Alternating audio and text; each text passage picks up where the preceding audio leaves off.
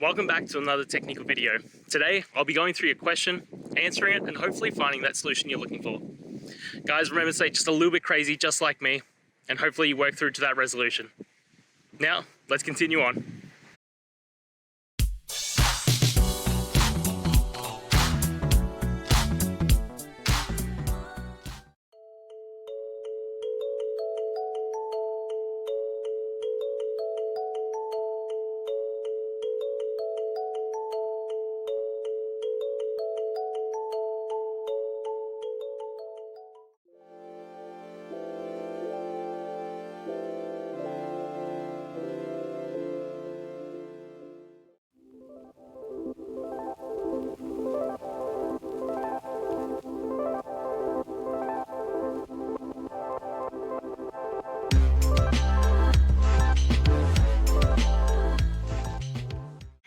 And that's it.